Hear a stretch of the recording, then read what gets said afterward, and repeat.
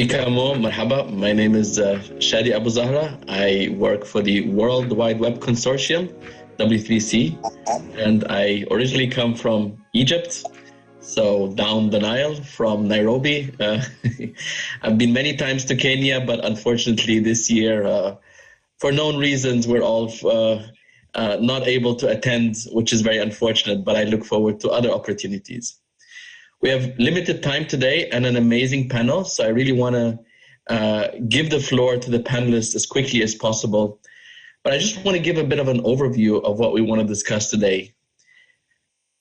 Mobile access to the internet and to the digital world through mobile has really become the predominant approach, or it's quickly becoming that in many parts of the world, including in Africa. Many people might not even know a computer or use a computer, but have used a mobile phone meanwhile. And it's the main mean of communication. What does that mean for people with disabilities? How can they get equal access to all the technologies, all the digital media, the apps, the broadband, and so on, equally? And this is a very important concept because, again, access to the digital world and digital economy is just a basic human right recognized by the UN Convention on the Rights of Persons with Disabilities, recognizes access to information, including digital information, as a human right. So we need to respect that, and we need to work towards that and make sure that everybody has equal access. The World Wide Web Consortium, W3C, for those who don't know, is an international standards body that develops the core standards for the web, like HTML and CSS and many other such technologies. But we also focus on making the web international, different languages. We focus on privacy and security, but also very much on accessibility, one of the main areas. And many of you may know the Web Content Accessibility Guidelines, WCAG, was mentioned yesterday several times, also in the keynote from Haben Girma. And that's an international standard that defines accessibility for digital content, including websites and mobile apps. So it is applicable to mobile apps and mobile more generally. We need to evolve these kinds of aspects. It's not just about standards and guidelines. It's about how we propagate this in the society, in the community, among developers and vendors, but also how we can ensure that people with disabilities have access to these products and services. Anyway, that's enough from me just to set the stage and give a bit of a background of what we're discussing today. I really want to move to the panel because we have such an exciting panel, and to not do the mistakes I usually do, which is forget to say things about the panelists. I will let them introduce themselves, and we'll go around the room with just very brief introductions, and then we have some questions. I should remind you to use the Slido app if you have questions. We'll be taking that also and weaving it into the discussion with the panel. So first, Clara, would you like to please introduce yourself? Hi, everyone. My name is Clara Aranda, and I'm an Insights Manager for the GSMA Assistive Tech Program. This is part of our larger program called Mobile for Development, which is funded by the FCDO. And during the past year and a half, I have led our research on the digital inclusion of people with disabilities. Thank you, Clara. Sitoyo, if you can please introduce yourself. Hi, everybody. My name is Sitoyo Lopokoiyit. I work at Safaricom, and my role is the Chief Officer of Financial Services, and this is where M-Pesa sits. I do dual roles because I'm also the CEO for M-Pesa Africa, a new drive towards consolidating our M-Pesa business across our footprints. And really happy to be here. M-Pesa is all about transforming lives, and M-Pesa is designed for all, not just, so we design products and services that drive inclusivity across our markets. It's great to be here. Thank you. Thank you. I have many questions for you, like for all the rest of the panel. Karen? Good morning. My name is Clara Smit, and I work for Vodacom South Africa. I head up our accessibility office, and I need to partner closely with all the business units within our organization to make sure that we keep disability in mind up front and that we provide accessible products and services to our customers with disabilities. Brian? Hello, everybody. My name is Brian Kemler. I'm a product manager at Google, and I work on Android accessibility. And our role on Android accessibility is trying to make Android the most accessible mobile platform out there. As I told you, I promised an amazing panel, and I think the organizers have really brought together an amazing panel. So let's go around the room. Again, a reminder for people to use the Slido app for questions and answers that I will be weaving in. But starting with a kickoff round, Clara, you did a lot of research internationally, but also specifically the focus, the data you collected, the case studies on mobile usage in Kenya and other countries nearby would be really interesting for the audience. If you can tell us more about the research work that you've done with a focus on Kenya and Eastern Africa. Yeah, great. Thanks, Shadi. So when we started this work, when we started with the question on, what is the digital inclusion of people with disabilities, we realized that there wasn't a lot of data out there. There wasn't a lot of research done, particularly when you look at the global south, when you look at low and middle income countries. So we started last year with 2 countries, Kenya and Bangladesh, where we conducted a large quant and qual research. Focusing very specifically in Kenya, we conducted 1,000 surveys and 40 interviews with people with disabilities. And we wanted to explore what we know as the digital inclusion pathway, the mobile user journey. So we started looking at mobile access, mobile ownership, then we look at how people with disabilities use mobile phones and how they use mobile internet. And we found some really, really interesting things. So the first thing that we found is that there is a mobile disability gap in ownership. So people with disabilities are less likely to own a mobile phone than non-disabled people by around 10% in a country like Kenya. Kenya has a quite mature mobile ecosystem. So this is different. This number tends to differ in other countries, but that's the case in Kenya. The majority of people own a feature phone or a basic phone. So around 70% of people own this type of phones, which means that a lot of people are missing out from the benefits that a smartphone could offer in terms of accessibility features. When we look at how people use mobile phones, we see many differences, but in terms of mobile internet use, for instance, in general, we don't see a lot of differences between people with disabilities and people without disabilities.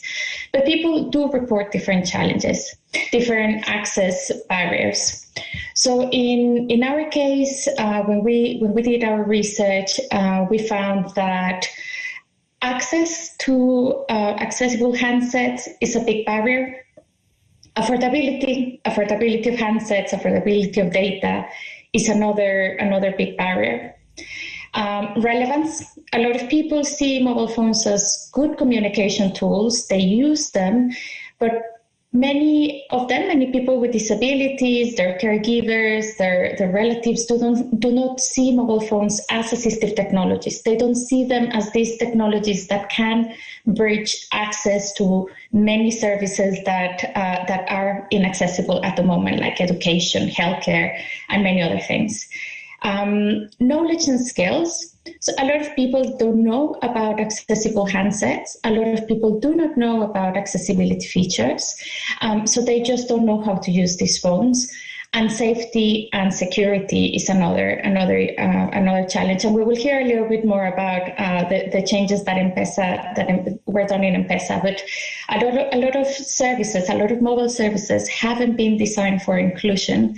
And they really pose a lot of challenges in people, putting sometimes their own safety at risk.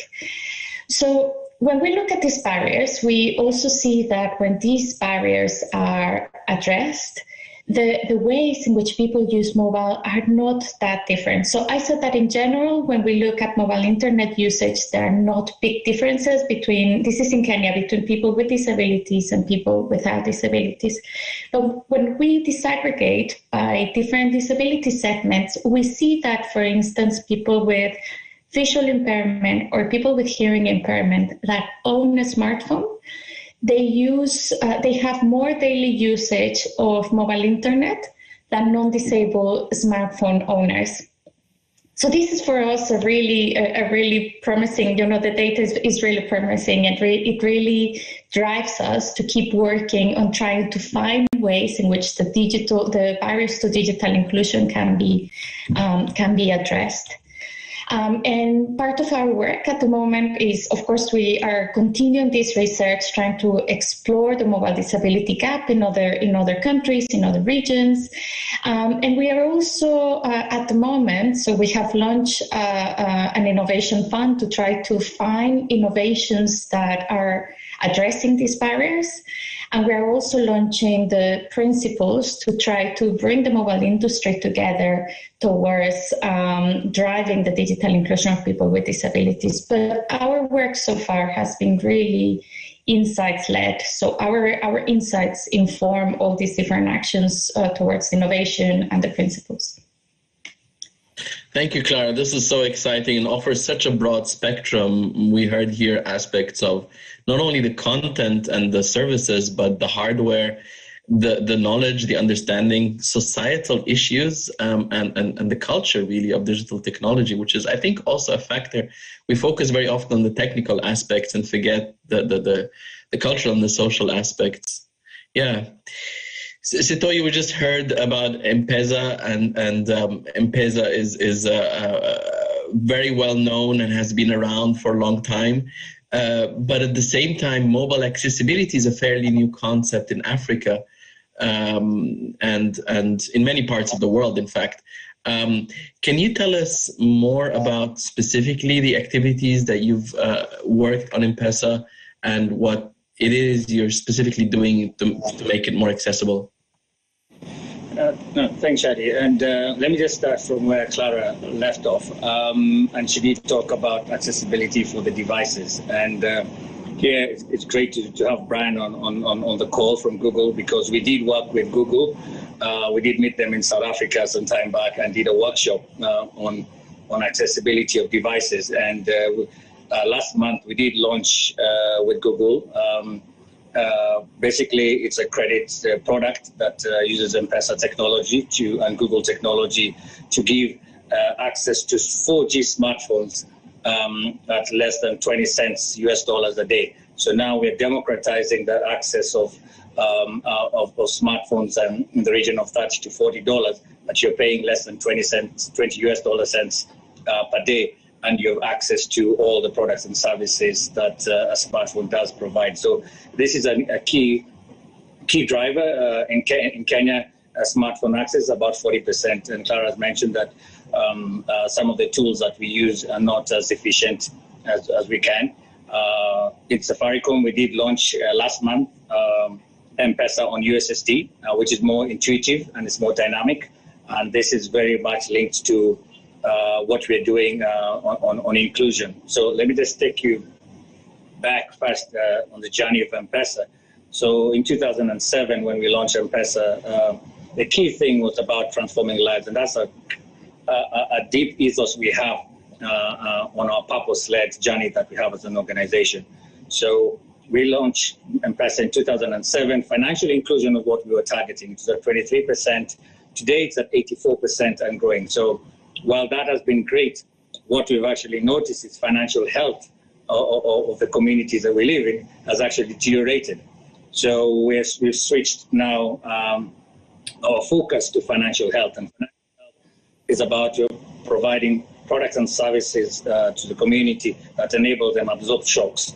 And the COVID crisis has been a big impact in showing the need to actually have our community have financial health. But from a purpose-led, M-Pesa is for all. So in Kenya, we do have 1.4 million visually impaired customers on M-Pesa. Yesterday, actually, the Ministry of Health released some statistics saying there's 7.8 million Kenyans who are visually impaired. So you can see there's a big population that is excluded, and we need to do various initiatives to drive that. One, what we've done is voice biometrics. So basically, visually impaired can use our IVR to actually make transactions digitally, which before they used to go to an M-Pesa agent and actually have to have somebody enable them, and that's the security aspect that Clara mentioned. So we have rolled that one out. We did partner with a South Korean company to deliver a dot braille watch. So this enables them to actually access their messages privately. We did create the dot braille watch as well as a dot braille tablet that is actually heavily subsidized by Safaricom and available across all our Safaricom products and services. We have tied all our initiatives to the SDG. I'm personally evaluated when I meet my boss. That's the first thing I'm actually checked on, not on performance. That's the last thing we look at. And all our products and services about impact. If it's got impact and it's empowering to society, we do it. And I've spent, I think the last product, we spent $21 million without a business case. And because we knew that that product was going to be impactful, and not very many businesses will be willing to do that. So there is a lot that we're doing. There's commitment, and I know my colleague will be talking in different sessions about how we employ our staff. We've got a target of at least minimum of 5% of our staff should be people living with disability across our businesses. So we do have a purpose-led agenda that is to ensure that everyone within the organization is focusing on this inclusivity agenda. Thank you. Thank you. It's so interesting to hear also about the business case aspects and the drive here. I mean, this is, in my personal view, the best thing that can happen for accessibility is that it really becomes a market or a recognized market. It is a market, becomes a recognized market and a business driver. So staying on that topic, Karen, would love to hear from you about how you ensure at Vodacom that the work that you do, that what you deliver is accessible to people with disabilities. Thank you. Vodacom, since its inception, had the vision to connect everyone, inclusive of people with various disabilities. We realized that as a mobile network operator, we have a huge role to play to promote the digital inclusion of disabled consumers. It is a known fact that almost every aspect of modern life is influenced by digital technology. Our journey to provide inclusive technologies and processes started in 2004 when we launched the very first ever Nokia speaking phones for visually impaired persons in South Africa and Africa. By launching these accessible devices, we became aware that technology as an enabler improved the independence of people with disabilities and has indeed become a lifeline for most disabled persons. Accessible hardware and software is critical to ensure that disabled consumers can connect to a network and use the internet independently, which will enable socio-economic participation. Nowadays, phone manufacturers are doing a great job by including accessibility features into the operating systems of the devices and ensuring that apps are accessible.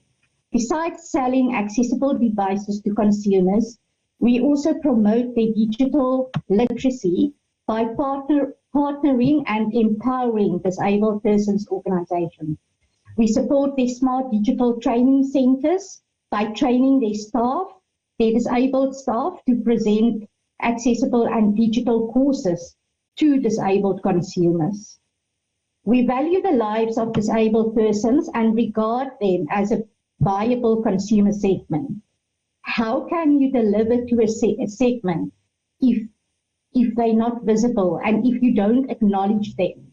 The South African census statistics shows that 7.5% of the South African population is disabled, which is approximately 3 million people, whilst the World Health Organization states that there's about 300 million people in Africa.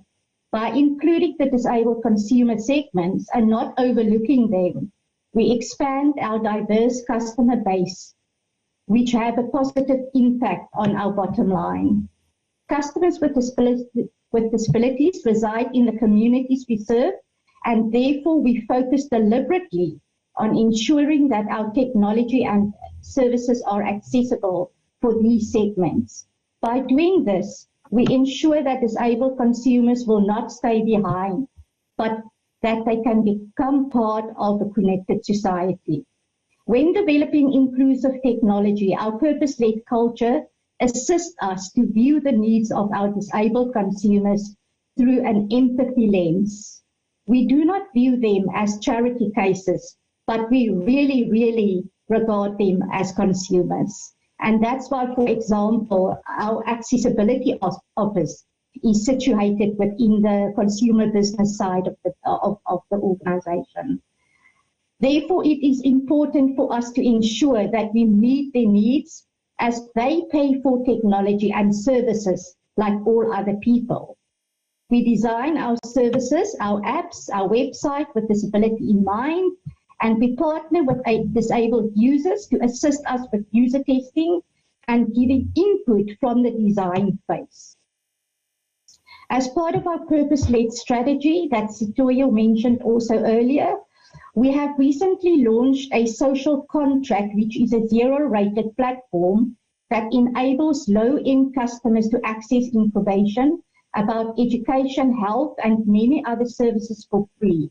Our pricing transformation approach, furthermore, enables us to provide more affordable data and special deals for customers with disabilities. Low-cost entry smartphones assist to increase the uptake of mobile devices.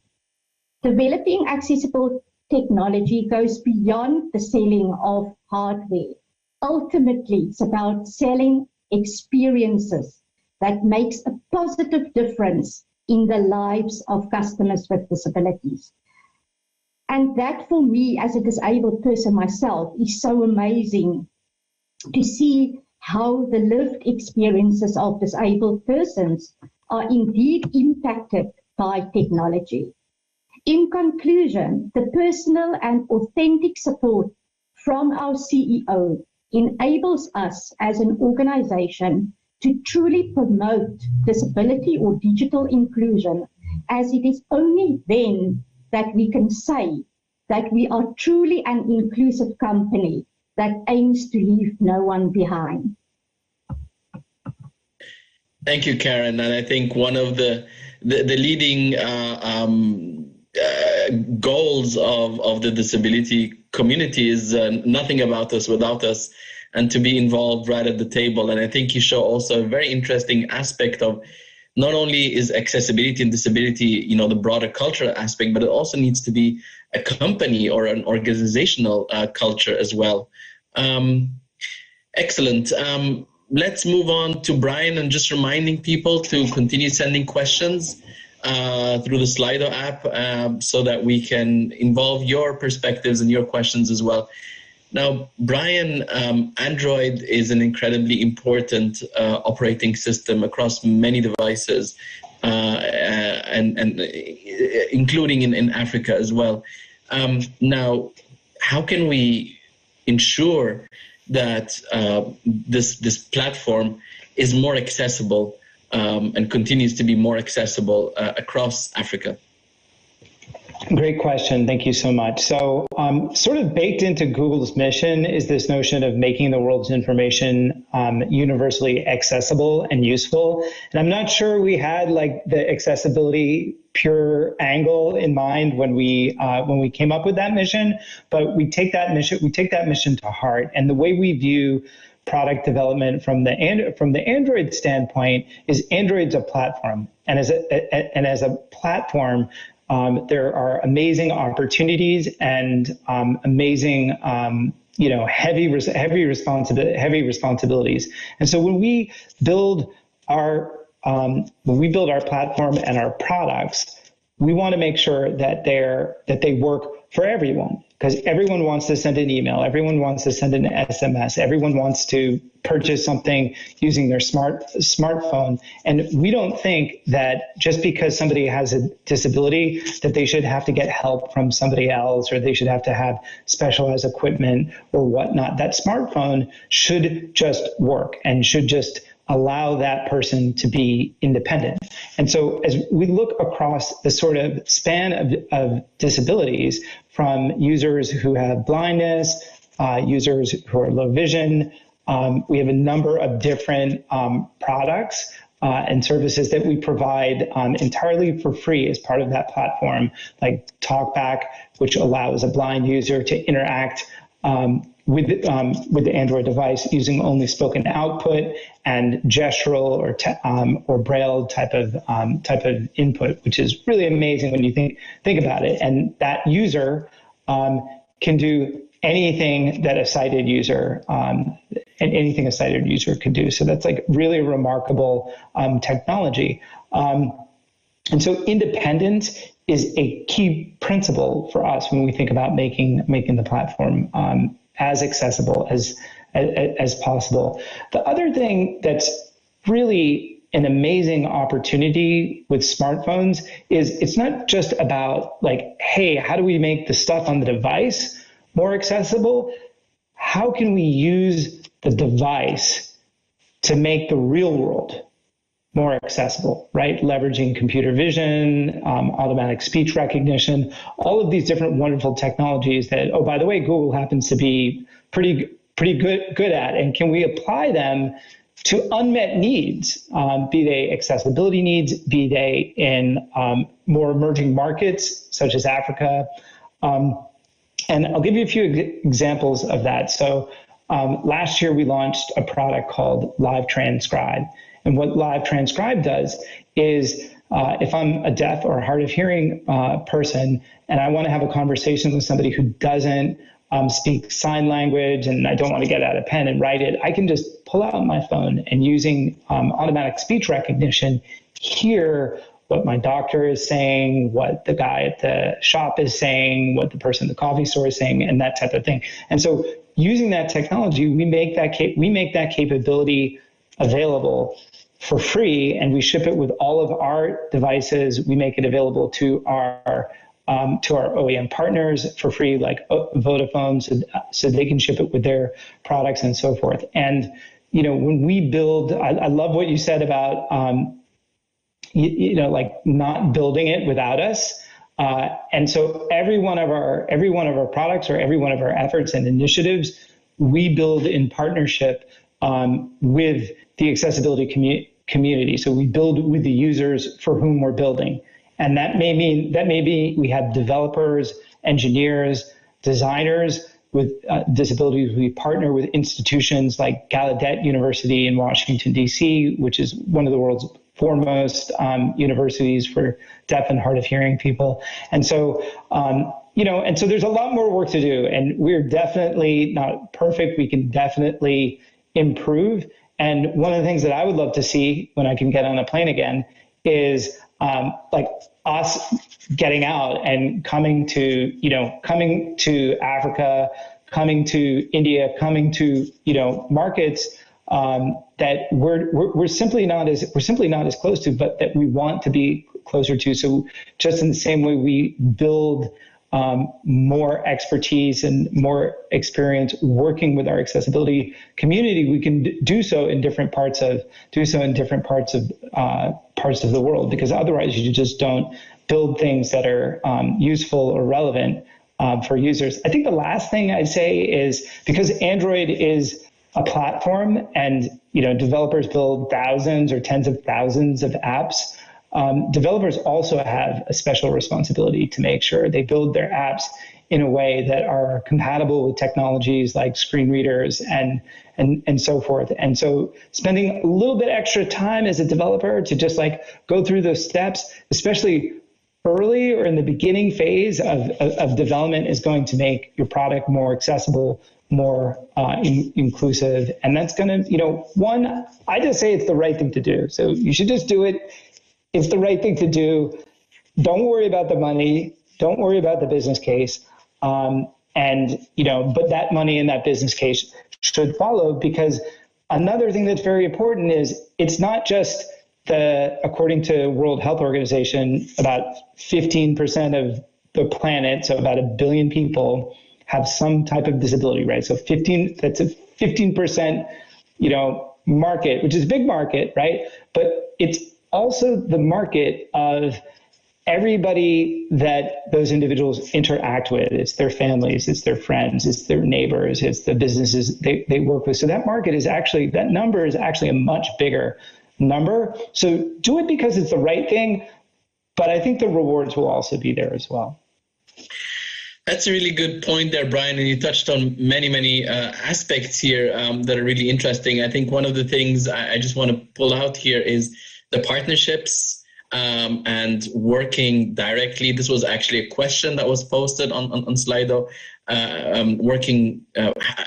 How do we work directly with people with disabilities and involve them in the process? And we did hear from different organizations, but it is something that is important. You also mentioned about the broader impact, the multiplier effect.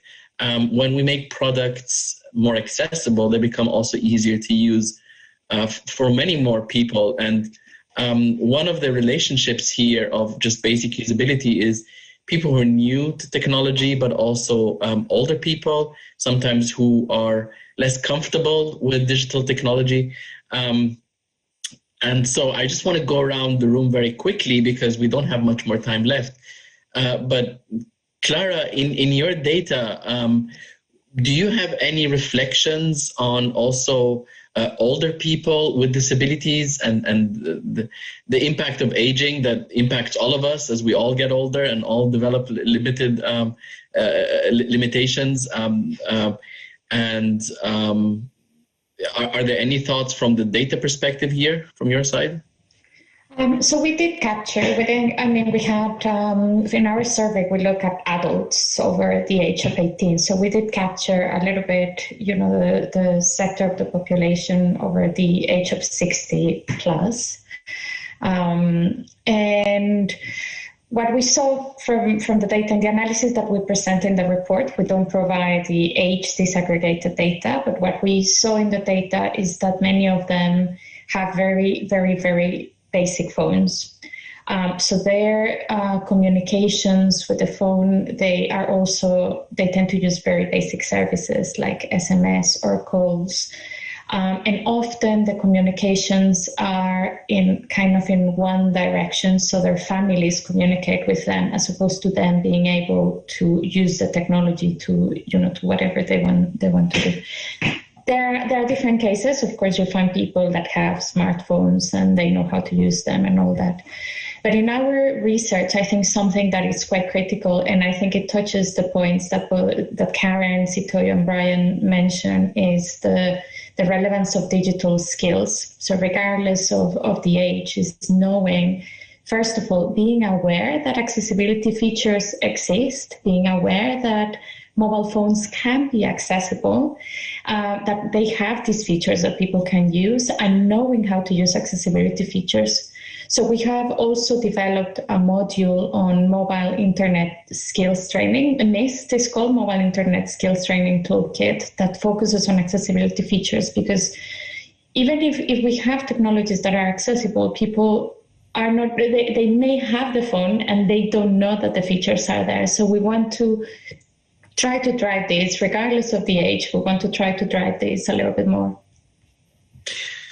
Thank you. So also the data is showing that it's not, quote unquote, only the over 1.3 billion people with disabilities, 15 to 20% of the market, but actually a far broader benefits here to many other members of the community.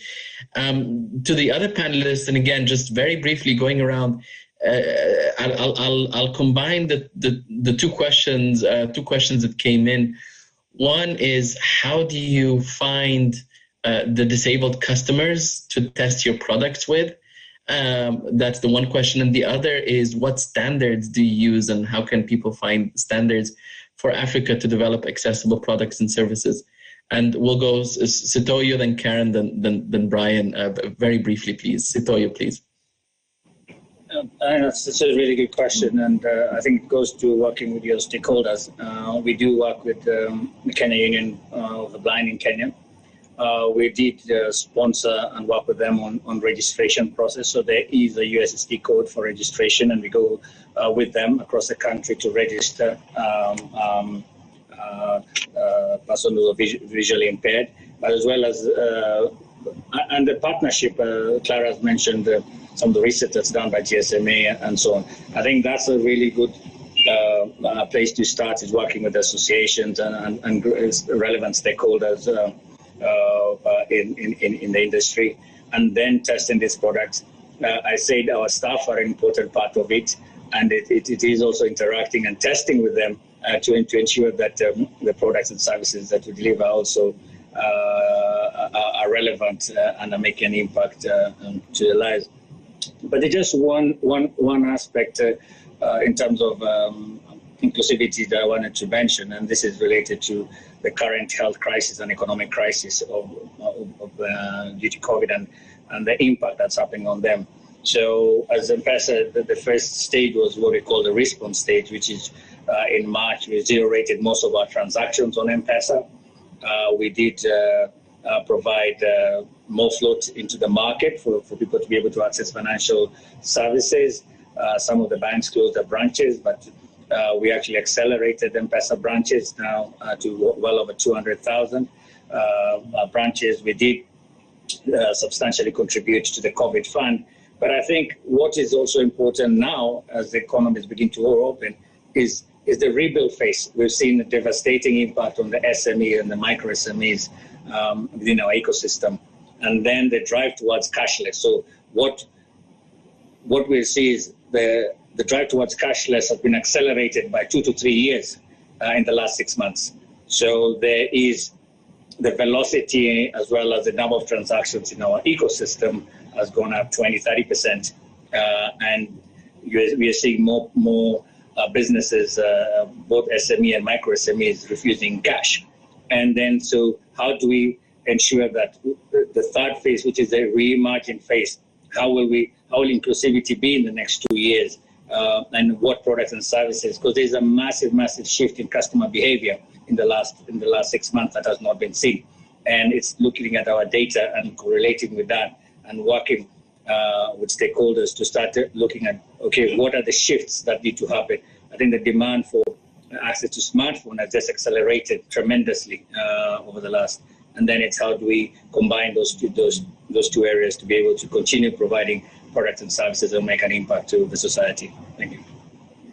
Thank you. So along the lines of turning every challenge into an opportunity, and the digitization push that the COVID is actually giving us. Yeah.